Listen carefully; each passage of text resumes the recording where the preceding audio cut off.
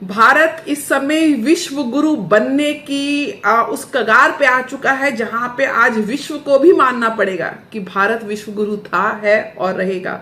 ना केवल पृथ्वी पर, जहां हम पांचवी बड़ी अर्थव्यवस्था और चौथी बड़ी आर्मी बन चुके हैं, वहीं आज स्पेस में भी, अंतरिक्ष में भी भारत का परचम चंद्रमा के ऊपर लहरा रहा है।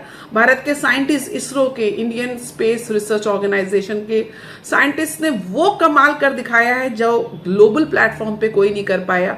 मात्र बहुत ही कम खर्चे में जो हमारा चंद्रयान आज सक्सेसफुली लैंड हुआ है चंद्रमा की जमीन पर, ये अपने आप में इस बात का इशारा कर रहा है कि किस ज्ञान और प्रज्ञा का जो केंद्र रहा है ये देश, उसका उसने पूर्ण रूप से उसको एक तरीके से डिलीवरी करके दिखाई है। और यहाँ पे एक चीज और समझने की जरूरत है कि ज्योतिष की दृष्टि से चंद्रमा इतना महत्वपूर्ण क्यों है और क्या ऐसे ग्रहों के योग रहे कि हम सक्सेसफुली आज चंद्रमा पर अपने तिरंगे को देख पा रहे हैं। सबसे बड़ी बात, ज्योतिष में चंद्रमा को मनसो जाता बोला जाता है। केवल वैदिक परंपरा में चंद्रमा को अगर आप समझें तो भगवान शिव ने अपने शीश पे धारण किया है। इसको क्षय होने का जो अभिशाप मिला था उससे मुक्त करके अभेदान दिया। लेकिन चंद्रमा की दो साइकिल होती हैं, जिसमें एक शुक्ल पक्ष होता है, कृष्ण पक्ष होता है।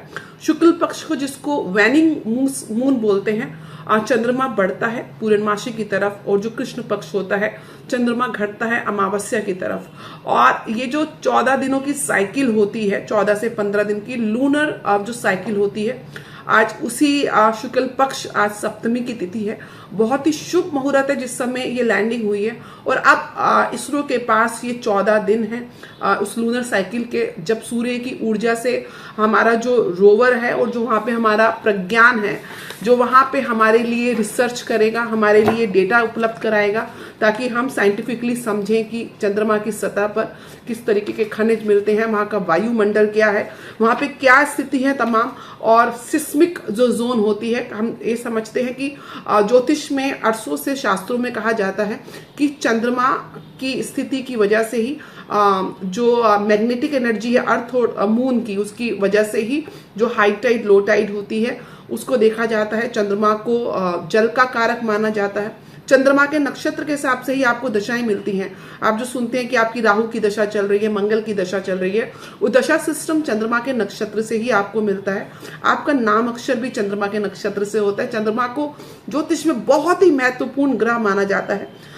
इस चीज को समझिए कि ये जो लैंडिंग हुई है, लेकिन प्रारंभ कहाँ से हुआ है, गर्भ कहाँ पे धारण हुआ है, ये कुंडली जो है, जो चंद्रयान की जो कुंडली है, चंद्रयान 3 की, उसका प्रारंभ कहां से हुआ? 14 जुलाई 2023 को ही श्रीहरिकोटा से दोपहर 2:35 पे ये यान लॉन्च हुआ था। उस समय जो कुंडली थी वो वृश्चिक लगन की कुंडली थी। वृश्चिक लगन अपने आप में 8वें भाव का लगन होता है। 8वां भाव ज्योतिष में रिसर्च को दिखाता है। वही लगन राइज कर रहा था उस समय, और लगन का स्वामी जो मंगल होता है वो 10वें भाव में शुक्र के साथ, एक पॉजिटिव प्लेनेट के साथ युति बनाया हुआ था। यहाँ पे जो शुक्र है 7वें भाव के स्वामी हो जाते हैं, साथ 12 भाव के स्वामी भी होते हैं। तो एक पॉजिटिव प्लेनेट के साथ युति। वहीं 6ठे भाव से गुरु की 5वीं दृष्टि, 4थे भाव से शनि जो 4th लॉर्ड है उस कुंडली में जिस समय ये लॉन्च हुआ था, शनि की दृष्टि जो कि वक्री अवस्था में था।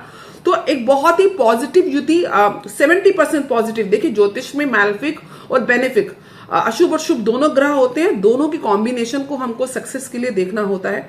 वहीं जो 8th लॉर्ड है उस समय का, उस कुंडली का जो 8th हाउस है, जो रिसर्च दिखाता है, वो समय बुध है, जो उस समय जिस समय लॉन्चिंग हुई थी वो भाग्य स्थान पे चंद्र राशि में ही, यानी कि कर्क राशि में बैठा हुआ है, और कर्क राशि का स्वामी उस समय 7वें भाव में बैठा हुआ है। तो ये बहुत अच्छी प्लेसमेंट है। वहीं 7वें भाव का लॉर्ड मंगल के साथ बैठा हुआ है। तो ये जो प्लेसमेंट है ये अपने आप में बहुत पॉजिटिव है, जिसकी वजह से सक्सेसफुली लॉन्च हुआ। और अब चंद्रयान 2 के साथ भी उसका संपर्क हुआ, अपने आप में ये दिखा रहा है। और उस समय जब लॉन्चिंग हुई थी तो रोहिणी नक्षत्र में हुई थी।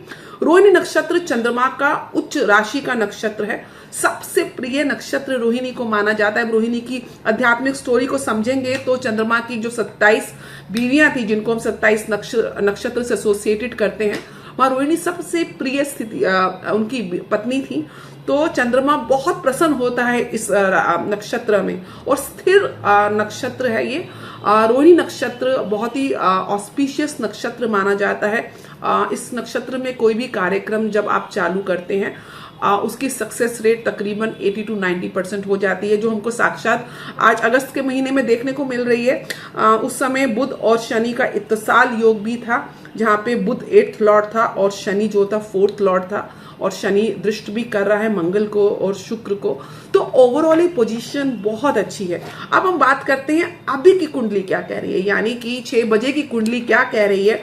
6 बजे जो कुंडली बन रही है वो मकर लगन की बन रही है। मकर लगन अगेन शनि का लगन है, और शनि इस समय जो है अपने दूसरे भाव में वक्री होके बैठे हुए हैं। वक्री होके उनका चेष्टा बल बन जाता है। दूसरा भाव एसेट्स का भाव होता है। इस समय ये देश के एसेट्स का भाव है, यानी कि देश के एसेट्स को बढ़ाने वाला है।